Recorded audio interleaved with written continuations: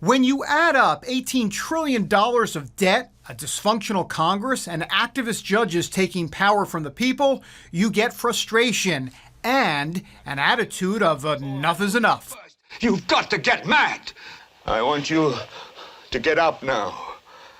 I want all of you to get up out of your chairs. One group is getting up and taking action in the form of the Convention of States. Conservative legal scholar Michael Farris heads it up. Washington, D.C. will never fix itself, and we've got to have a solution from a different direction. That direction is to amend the Constitution by going directly to the states and bypassing Congress. Article 5 of the Constitution says if 2/3 of the states agree, they can call a convention to offer new amendments.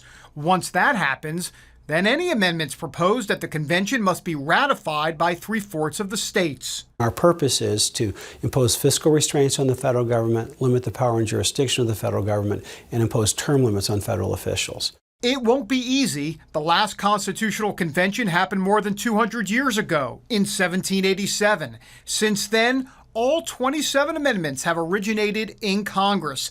Still, the movement has steam. Georgia, Florida, and Alaska have approved such a convention, with North Dakota, Arkansas, and Arizona close to making a decision. Farris and company believe 20 states could join the movement this year alone.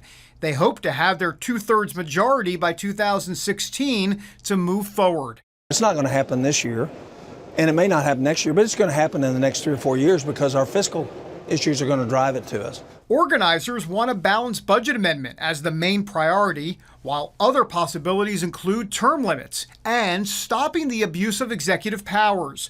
Virginia Delegate Scott Lingamfelter believes it is up to the states to make a difference. Congress, I believe, has abrogated their responsibility.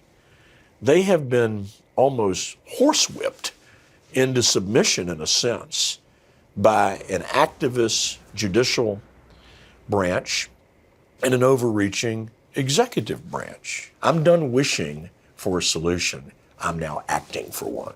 That solution means a convention with a specific agenda, not a free-for-all. Maybe the resolution should speak to the issue of constraining or limiting federal power, because that's the big problem that we face, is this sort of huge explosion of federal power over the states. Critics from both sides say a constitutional convention would not play out the way proponents hope.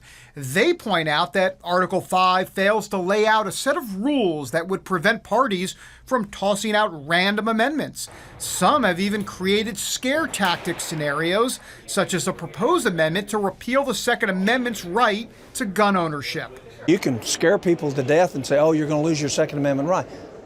I mean, just common sense tells you, if you look at the South and the mid-central portion of this country, plus Vermont, there's no way the Second Amendment's ever going to go away.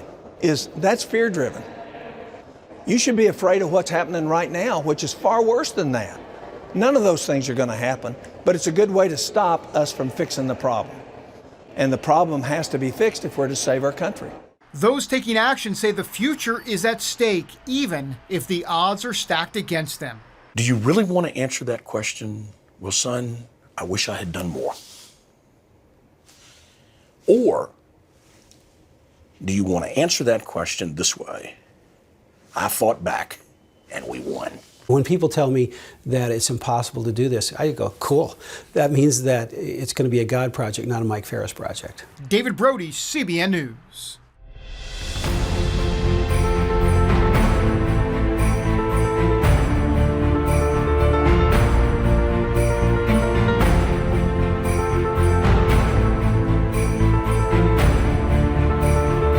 I've just met like the kindest, most welcoming people who have made me feel empowered.